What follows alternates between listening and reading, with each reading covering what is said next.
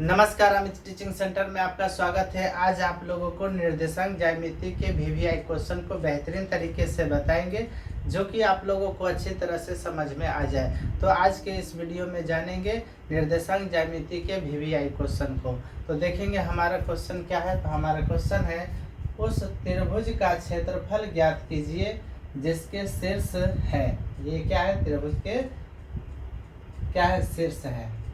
तो त्रिभुज में कितने शीर्ष होते हैं? एक त्रिभुज में 3 शीर्ष होते हैं और यही 3 शीर्ष का नियामक दे रखा है। ठीक है, तो यहाँ पर क्या बोल रहा है? उस त्रिभुज का क्षेत्रफल ज्ञात कीजिए।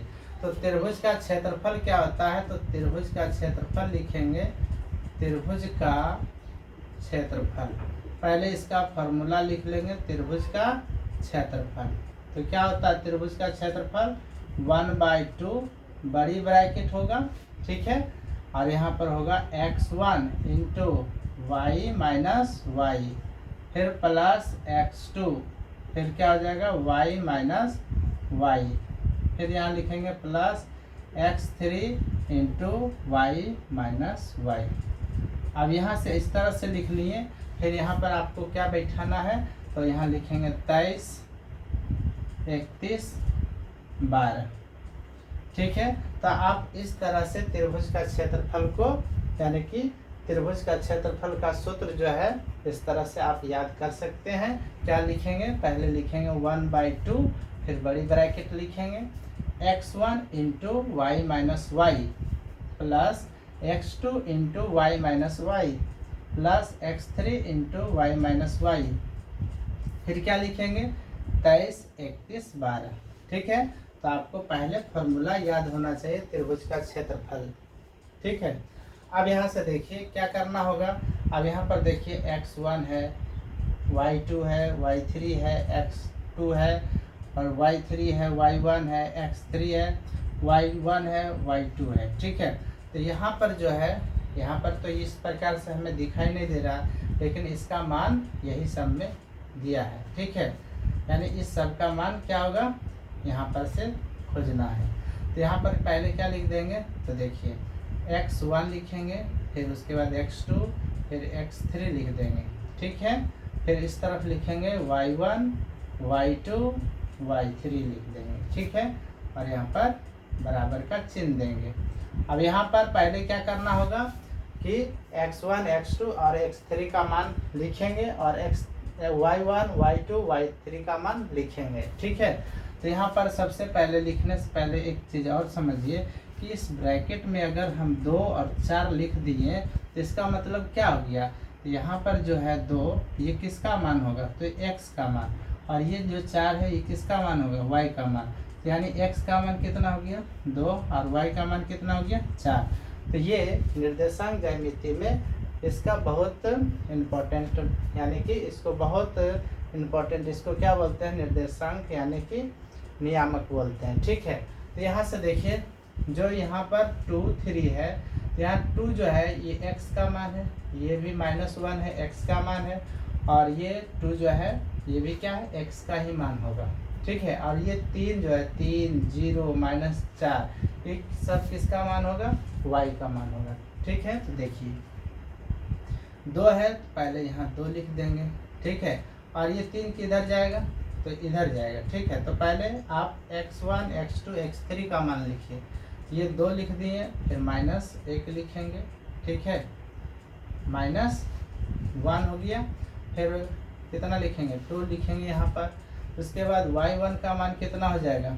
3 हो जाएगा, और y2 का मान 0 हो जाएगा, और उसके बाद y3 का मान कितना हो जाएगा? -4 हो जाएगा। ठीक है, तो आप इसको पहले हम मिटा देते हैं, उसके बाद आगे बनाएंगे। तो हमें क्या बोल रहा था? त्रिभुज का क्षेत्रफल ज्ञात कीजिए। देखिए ये सब मान हम लिख लिए हैं, आप त्रिभुज का क्षेत्रफल निकालेंगे। त्रिभुज का क्षेत्रफल, त्रिभुज का क्षेत्रफल क्या होता है? 1/2 बड़ी ब्रैकेट। ठीक है, x1 का मान बताइए कितना है? 2 है, तो यहाँ 2 लिख देंगे, इंटू y2 का मान कितना है? 0 है, तो 0, माइनस है तो माइनस। y3 का मान कितना है? तो y3 का मान देखिए -4 है, तो यहाँ पर आएगा तो क्या हो जाएगा? प्लस ये 4 हो जाएगा। ठीक है, अब आगे देखिए, तो इस वाले में क्या करना होगा, प्लस माइनस को ध्यान से देखना होगा, ठीक है। इस वाले प्रश्न को प्लस है तो प्लस लिखेंगे। x2 का मान कितना है, x2 का मान देखिए -1 है, तो आप -1 लिख दीजिए पहले, ठीक है। उसके बाद यहाँ पर देखिए इंटू y3 का मान कितना है, y3 का मान देखिए किधर है, y3 का मान -4 है, यहाँ पर -4 लिख देंगे। माइनस है तो फिर माइनस लिखेंगे। y1 का मान कितना है, y1 का मान देखिए क्या है, 3 है, तो 3 लिख देंगे। प्लस है, प्लस लिखेंगे। x3 का मान कितना है, तो x3 का मान देखिए 2 है, तो 2 लिख देंगे, ठीक है। समझ में आ रहा है आप लोग को। अब उसके बाद देखिए छोटी ब्रैकेट है, तो छोटी ब्रैकेट कर दिए। y1 का मान कितना है, y1 का मान देखिए 3 है, तो 3 लिख दीजिए। माइनस है तो माइनस। y2 का मान कितना है, तो y2 का मान देखिए 0 है, तो आप यहाँ पर 0 लिख देंगे, ठीक है। फिर लिख देंगे त्रिभुज का क्षेत्रफल, त्रिभुज का क्षेत्रफल। तो यहाँ पर क्या लिखेंगे, 1/2 बड़ी ब्रैकेट। अब यहाँ से देखिए ये 0 को 4 में जोड़ेंगे तो 4 ही होगा, ठीक है। और 4 गुने 2 करेंगे तो कितना हो जाएगा, 8 हो जाएगा, ठीक है। अब ये प्लस है तो प्लस लिखिए। अब यहाँ से देखिए minus minus plus, minus minus क्या होता है, प्लस, लेकिन माइनस का चिन्ह, यानी क्या हो जाएगा, यहाँ पर हो जाएगा 4 और 3 7। यहाँ पर पहले से -1 है और इंटू में फिर क्या हो जाएगा, यहाँ पर गुना का चिन्ह दे दीजिए तो अच्छी तरह से दिखाई दे रहा है। तो -7 यहाँ लिख दिए, यानी -1 और गुने -7, यानी पहले माइनस से गुना करेंगे तो माइनस गुने माइनस प्लस हो जाएगा, और 1 गुना 7 करेंगे तो 7 होगा। अगले स्टेप में हम करेंगे, ठीक है। +2 है तो +2, और यहाँ पर देखिए क्या है, 3 में से 0 जाएगा तो 3 बचेगा, ठीक है। और 3 गुना 2 करेंगे तो कितना हो जाएगा, 6, तो यहाँ पर हम 6 लिख देते हैं, ठीक है। अब आगे देखिए, तो यहाँ पर क्या है 1/2, तो 1/2। फिर उसके बाद क्या करते हैं, बड़ी ब्रैकेट देते हैं, और 8 है तो 8 लिखिए, प्लस माइनस गुने माइनस प्लस हो गया, और 1 गुना 7 करेंगे तो 7 हो जाएगा, और +6। अब यहाँ से देखिए क्या करना होगा, चलिए इधर थोड़ा सा छोटा कर दिए, अब बड़ा बराबर हो गया, ठीक। अब यहाँ से लिखेंगे त्रिभुज का क्षेत्रफल, त्रिभुज का क्षेत्रफल बराबर, तो यहाँ पर लिखेंगे 1/2 और गुने, हम यहाँ पर क्या करना होगा, सबको जोड़ दीजिए। तो 8 7 15 और 15 6 21, तो यहाँ पर हो जाएगा 21, तो यहाँ पर क्या हो जाएगा 21/2। तो यहाँ पर आप क्या लिख देना होगा, अतः हमें लिखिए त्रिभुज का क्षेत्रफल।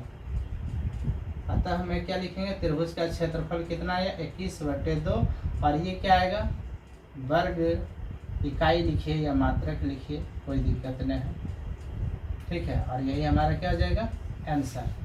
तो इस प्रकार से त्रिभुज के क्षेत्रफल का मान निकाला जाता है। तो बस इतना ही। नेक्स्ट वीडियो देखने के लिए हमारे चैनल को सब्सक्राइब करें और इस वीडियो को अपने दोस्तों के पास शेयर करें। जय हिंद।